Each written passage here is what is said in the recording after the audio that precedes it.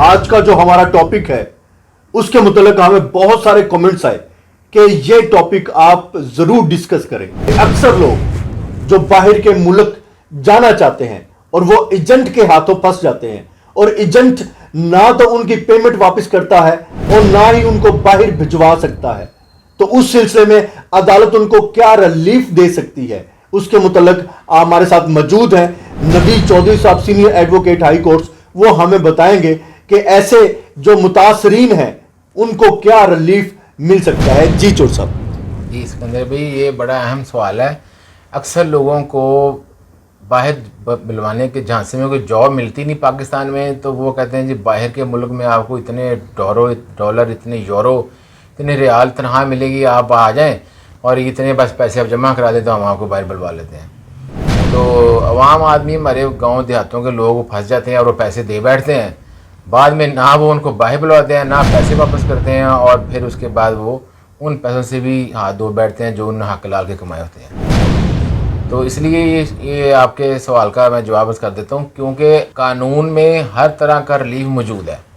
अगर कोई शख्स आपको गैर कानूनी तरीके से या कानूनी तरीके से बाहर भिजवाने की मद में पैसे वसूल करता है और फिर वो ना एजेंट होता है और ना उसके पास कोई ट्रैवलिंग हिस्ट्री होती है अपनी, ना वो इस चीज़ का कारोबार कर रहा होता है, बल्कि सिर्फ फंसाने के लिए पैसे ही ले लेता है 2, 4, 5, 7 लाख रुपया और फिर बाद में बाहर भी नहीं भिजवाता, तो उसके लिए कानून में प्रोविजन मौजूद है। जो कानून तलाक होता है वो इमिग्रेशन ऑर्डिनेंस है, जिसकी सेक्शन 17 और सेक्शन 22 इसका तलाक होता है इसके ऊपर।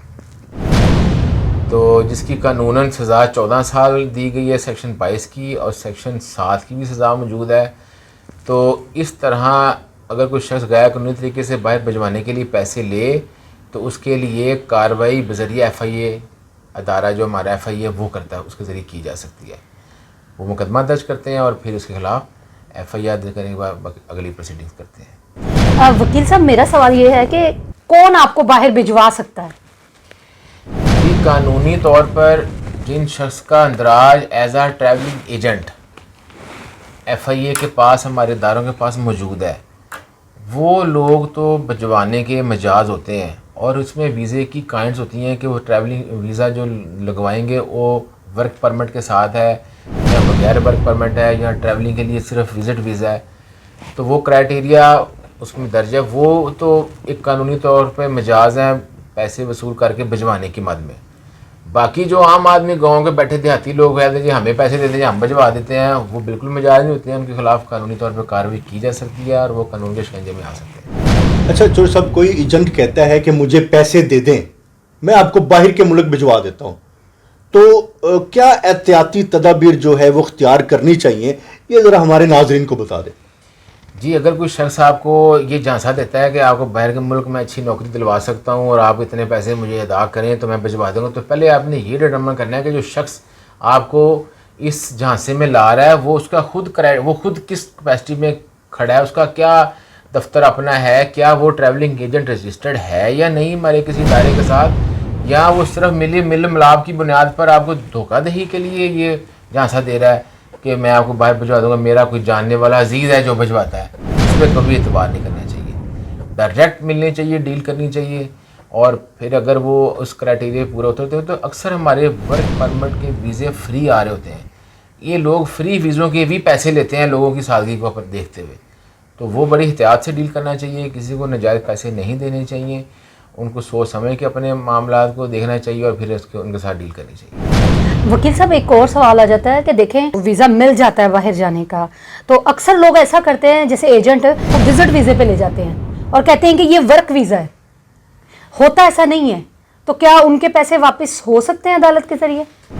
हाँ जी, इसमें अगर कोई चीटिंग करता है शख्स आपके साथ और आप गलत धोखेधड़ी से पैसे फ्रॉड से लेके ट्रैवलिंग करवा देता है विजिट वीज़े की और पैसे लेता है कि मैं आपको वर्क परमिट में भिजवाऊँगा, वहाँ वर्क वीज़ा मिलेगा, तो अदारा हमारा FIA फेडरल इन्वेस्टिगेशन एजेंसी ये जो डील करती है इस सारे मामलात को, और वो उस शख्स को भी गिरफ़्तार करने की मजाज है। लेकिन ये मामले FIR दर्ज होती है बाद अज इंक्वायरी। हमारी आम थानों में पहले FIR दर्ज होती है, बाद में इन्वेस्टिगेशन होती है, लेकिन यहाँ FIA का जो रूल है जो हमारे लॉ में मौजूद है वो पहले इसकी इंक्वायरी कंडक्ट करते हैं, इंक्वायरी में अगर अक्यूज जिस पर इल्ज़ाम लगाया गया था वो गिल्टी साबित हो जाता है तो फिर इसकी FIR दर्ज करते हैं और फिर उसकी अरेस्ट के लिए तगदो करते हैं। अच्छा सर, ये जो नौकरी का झांसा देकर लोगों को बाहर भिजवाते हैं, बहुत बड़ा फ्रॉड करते हैं, ये किस अदालत के ज़मरे में आते हैं? कौन सी अदालत में इनका केस चलता है? कि जो अदालत फेडरल इन्वेस्टिगेशन एजेंसी की सेपरेट, ये फेडरल के अदारे के अंदर आती है। हमारी आम जो अदालत सेशन जजेस हैं, सिविल जजेस हैं, ये सूबाई हुकूमत के अंदर आती हैं और ये स्टैचूटरी कोर्ट्स हैं। ये जो FIA की अदालत है, ये अदालत सेंट्रल गवर्नमेंट के मातहत है और ये सेपरेट अलग अदालत काम करती है। हमारे अदारों में इसका अदारा इन्वेस्टिगेशन का भी अलग है और इसकी अदालत भी अलग है। वकील साहब, अगर इन सब का अदारा अलग है, कौन सा थाना केस वो दायर करता है, कौन सा थाना? जी, ये जो आम थाने हमारे पुलिस के मौजूद हैं इलाके में, ये इस जुर्म को डील नहीं करते हैं। इसके लिए अदारा पुलिस का ही अलग है, जो मैंने अर्ज़ किया कि फेडरली एडमिनिस्ट्रेड है, जिसको डील ही सूबाई हुकूमत नहीं बल्कि वफाकी हुकूमत करती है। FIA वो ही इसका सिर्फ इंटेरोगेट कर सकती है, तफ्तीश कर सकती है, और कोई अदारा इसको इस मैटर को बाहर भिजवाने वाले के लिए, वीज़े अप्लाई करने के लिए, पैसे हथियाने वाले के लिए नहीं डील कर सकता। अगर कहीं दरख्वास्त दे भी दी जाए तो वो इस दरख्वास्त को खारिज कर देते हैं और ये कहते हैं कि ये मामला हमारी जुरिसडिक्शन का नहीं बनता, मुतल्लिका जुरिसडिक्शन के अदारे के पास जाएँ। और वो FIA, और उसके लाहौर में भी कुछ ऑफिस हैं, ये जिस तरह आम थाने की नोयत के नहीं है, ये किसी किसी जगह पे कोई एक एक बने हुए हैं। जैसे हमारा लाहौर में है, गुजरांवाला में है, फिर डिवीजन लेवल पे ये ऑफिस है। वकील साहब, मेरा एक सवाल और है कि जैसे आपने कहा कि इसके थाने में किसी खास जगह पे बने हुए हैं, तो क्या ये हर सिटी में मौजूद नहीं है? जी, इसके हर सिटी में मौजूद नहीं ऑफिस।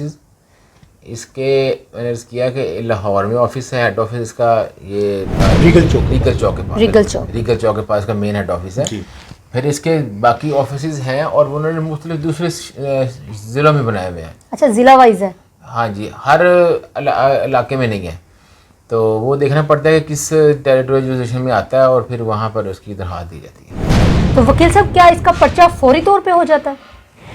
जी, इसका पर्चा दर्ज करने के लिए आपको दफ्तर जाना पड़ता है, अपना केस के लिए इंक्वायरी में पेश होना पड़ता है। इंक्वायरी ऑफिसर इसको डिटर्मन करता है कि क्या ये साबित होता है ऑफेंस। जब साबित हो जाए बाद इंक्वायरी को कुछ 6 माह 3 माह लग सकते हैं बमुताबिक उसकी अफसर की अवेलेबिलिटी और facts of the case determine करते हुए उनको बुलवाते हैं इल्ज़ाम लाए फरीक को। फिर उसके बाद ये करते हैं, अगर वो ना आए तो एक तरफा हो जाता है, अगर वो आ जाता है तो उसका मौका सुना जाता है और फिर उसके बाद ये इंक्वायरी फाइनलाइज होती है, तो फिर FIR दर्ज होती है। जी नाज़रीन, कैसा लगा आज का हमारा प्रोग्राम? जो लोग मुल्क से बाहर जाना चाहते हैं और ऐसे एजेंट्स के हाथ चढ़ जाते हैं जो कि फ्रॉड और धोखा उनके साथ कर रहे होते हैं, वो बाहर जाने से पहले हमारी इस वीडियो को जरूर देख लें। बिल्कुल, देखते रहिए कानून।